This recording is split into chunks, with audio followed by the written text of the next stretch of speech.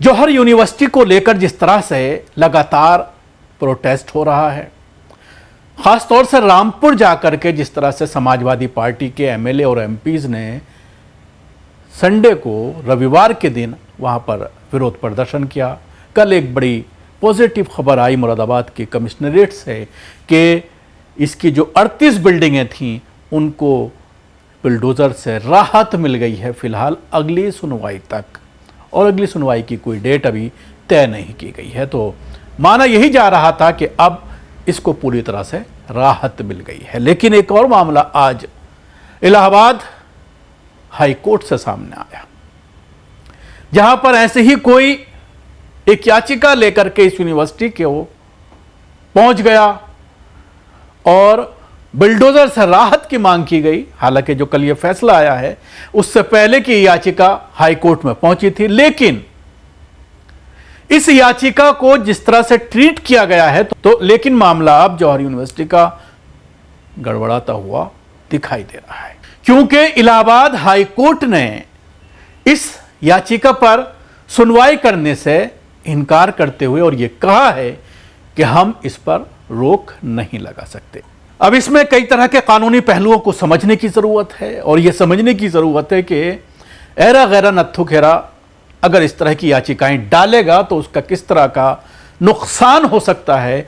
उल्टा जो एक ऑर्डर दिया गया था कमिश्नरेट के जरिए, और क्या एक सिस्टम होता है कोर्ट में जाने का, आप सीधा अगर हाई कोर्ट या सुप्रीम कोर्ट पहुंच जाएंगे, या आप किसी पड़ोसी की बिल्डिंग को लेकर के उसकी तरफ से आप वहां पर जाकर के एक वादी बन जाएंगे, वहां पर अपील करेंगे, तो ऐसे में कोर्ट किसी भी कीमत पर इंटरटेन नहीं करता। कई बार ये देखने में आता है कि बहुत सारी मुस्लिम तंजीमें या बहुत सारी सोशल ऑर्गेनाइजेशन किसी के बिहाफ पर, अगर किसी की लिंचिंग होती है तो उसके बिहाफ पर कोर्ट में याचिका डालता है। तो कोर्ट के जरिए यही कहा जाता है, पहला सवाल यही किया जाता है कि मेन कल्प्रिट कहां है, विक्टिम कहां है।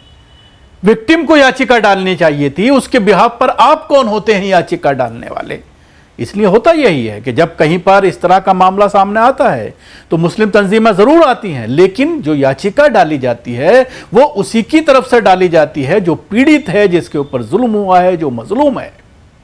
लेकिन इस मामले में एक शख्स खुद पहुंच जाता है इलाहाबाद हाई कोर्ट, और वहां जाकर के जौहर यूनिवर्सिटी पर बुलडोजर एक्शन का जो खतरा मंडरा रहा था उसको लेकर के वो ये याचिका डालता है कि उसको उससे राहत दी जाए। तो यही सवाल जस्टिस सौरभ श्याम शमशेरी की अध्यक्षता वाली सिंगल बेंच जो है उस पर सुनवाई करने से इनकार कर देती है, और यह कहती है कि आप कौन होते हैं। जौहर यूनिवर्सिटी के vice chancellor, pro vice chancellor या फिर उसके किसी जिम्मेदार को इस याचिका को लेकर आना चाहिए था। आप इस तरह से याचिका जो है दायर नहीं कर सकते। यूसुफ नाम का यह शख्स मोहम्मद अली जौहर यूनिवर्सिटी को बचाने के लिए हाई कोर्ट में याचिका दायर की। राज्य की ओर से पेश हुए additional advocate general Anup Trivedi ने इस पर आपत्ति जताई। उन्होंने तर्क दिया कि याचिका कानूनी रूप से स्वीकार्य योग्य नहीं है, क्योंकि याचिकाकर्ता यूनिवर्सिटी का अधिकृत प्रतिनिधि नहीं है।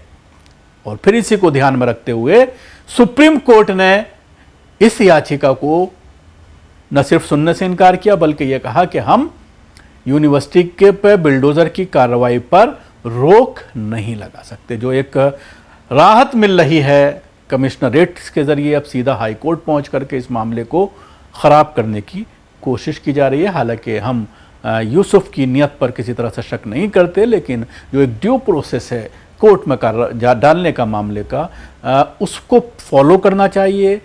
जाहिर सी बात है जो वकील इनके ज़रिए किए गए हैं उनको भी इनको कहना चाहिए था कि इसमें आप सीधा याचिका नहीं डाल सकते, या फिर लोअर कोर्ट से आइए, पहले निचली अदालत में जाकर के इस पर सुनवाई होनी चाहिए और उसके बाद हाई कोर्ट का रुख अख्तियार अपनाना चाहिए। लेकिन साथ साथ ये बात भी बतानी चाहिए थी कि आपका इस यूनिवर्सिटी से आधिकारिक कोई रिश्ता नहीं है, इसलिए यूनिवर्सिटी के बिहाफ पर आप डायरेक्ट इस तरह की कोई पिटीशन हाई कोर्ट में नहीं डाल सकते, जिसका नतीजा आपने देखा कि गलत निकला।